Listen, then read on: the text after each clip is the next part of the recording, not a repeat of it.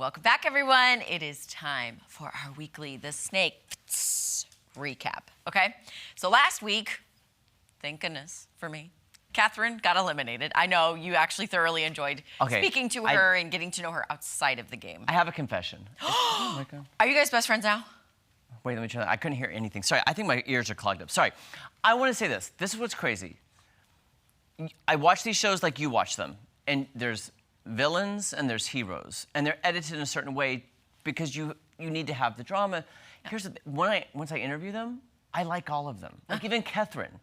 I liked her so much, and I follow her on Instagram, and she's like doing these art projects. I'm like, I love this. So I just have to detach myself from the show and the people who are on the show, because I really feel like sometimes, like Catherine admitted, she was playing a character. So I just want to say it's so hard because I'm like, I hated you on the show, but I love you. But yeah, exactly. And that's the point of any show, really, is to evoke emotion and make you feel a certain way. So the snake is doing what the snake's doing, okay? So Catherine was eliminated. If you remember, Jordan was like besties with Catherine in the house. So Jordan is out for revenge this episode, okay? Yes. Now, Jeremy, this challenge, you know, just the teaser of it, I was like, yes, they're doing like a mudathon type thing. They're gonna go through the mud and all that stuff. Well, no, they had, of course, make it really gross. It was the fish gut challenge. So basically, they're doing an obstacle course-ish through fish guts, mud. Really. I seriously could probably not have done it without vomiting. Yeah. Just the smell. I have a weak stomach anyway. And everyone kept saying the smell, the flies. Frank, the flies are a nice touch. So basically, they have to go into the fish guts to find 100 gold medals within 20 minutes and put them into different boxes with their names on it, okay? So they're going through, everyone's really getting coins in their boxes. Yeah. And here's the twist. John, who won last week, takes his coins he finds and puts them in. Let's take a look at the video first, and then let's talk about that. Gosh. Yeah, let's take a look at the video. You'll be slithering through this disgusting water filled with chum. What lies beneath these ropes? 100 gold snake medallions just like this. You're all going to crawl through this disgusting cesspool together. As soon as you find a medallion, deposit it in your crate. In 3, 2, 1, go!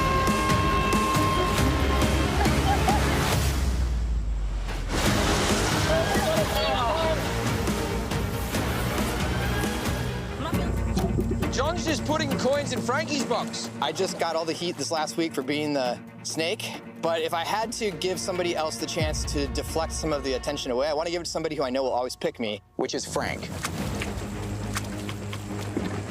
That's cheating. It's a one-person game, and I don't want Frank to be the snake.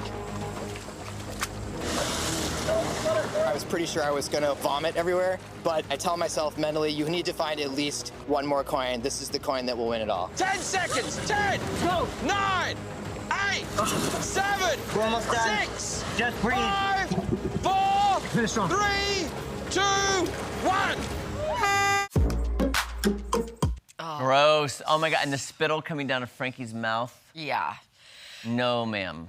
So, okay, can you kind of explain to me, because I didn't understand the whole egg thing of it all? Okay, so for every medallion that they got, they put into the box, they got an egg into the big rolly. You know when you played the lottery and you spin the thing and the balls spin around?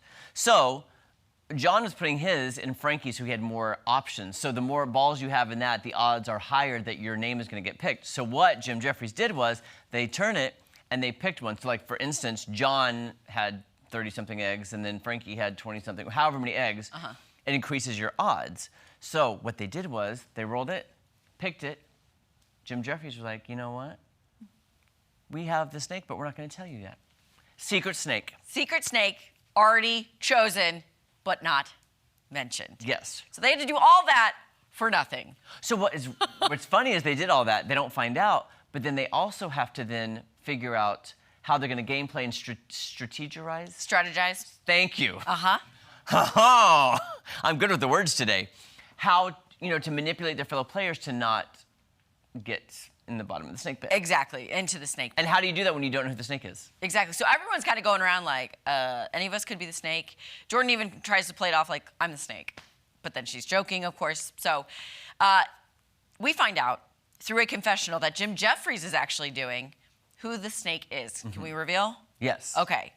It is Jack. Jack becomes the snake. Which could, but here's the thing too, Maddie, I was thinking. It could have gone, because I know Brett had a lot of medallions, Jack had a lot of, Frankie had a lot, and I think Jordan. I think those are kind of like the 4 that could have been. Uh-huh.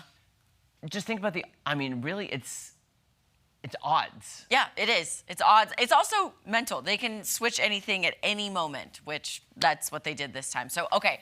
So without knowing who the snake is, Jack finds out, but then he has to keep calm, cool, collected so no one can tell that he is the snake. Yes. And then they do finally reveal it at a little get-together. But then it's kind of like, I don't want to say the game is predictable because it's not, because you don't know where it's going to go. But Maddie even had a feeling yesterday, I didn't even tell her, and she had a feeling she kind of knew who was going home. So I don't know how that all is playing together, because it kind of did like, well, the odds are, because of what happened last week with Catherine and who was the snake, there's also somebody else with the target on their back. And it kind of played out that way, which is crazy because it shouldn't. Exactly. So, Jack then, of course, he has to pick his number 1 girl, McLean, once they get to the saving ceremony. Then McLean goes on to pick Brett, which for a certain somebody was worrisome because there's an alliance between Brett and Derek, and that's who Brett picked. Which I was shocked he kind of picked Derek in front of Jack. I know, I did too, but I mean, the game is the game now. They're getting closer and closer to that prize money, so I think anyone is fair game. So then Derek picks Amanda, Amanda picks Jordan. Yes, and what I liked and I didn't like is they flashed back to a scene with John and Amanda from last week, and then there was a kind of a confrontation between John and Amanda. Yes. And she's like, well, just because I said this, and again, I don't know, you say certain things to certain people in private than you do in public, so she was kind of backtracking a little bit. She was. Getting defensive, Yeah. which, never a good thing when you're being put on the spot. If you're defensive, it kind of means you're guilty of it.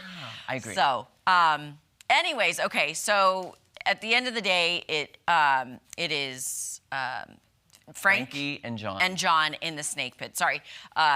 Once that confrontation happens, Jordan then picks Alyssa. So John and Frankie are in the bottom in the snake pit.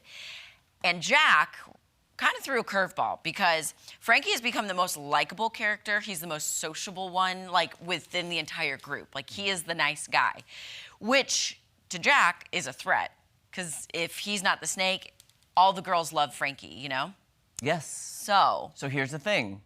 Jack does send home John, and breaking news, we have reasoning from John coming up in the next hour, because I interviewed John, and he gives some really good reasoning into why he thinks Jack did not send home Frankie. Oh, okay.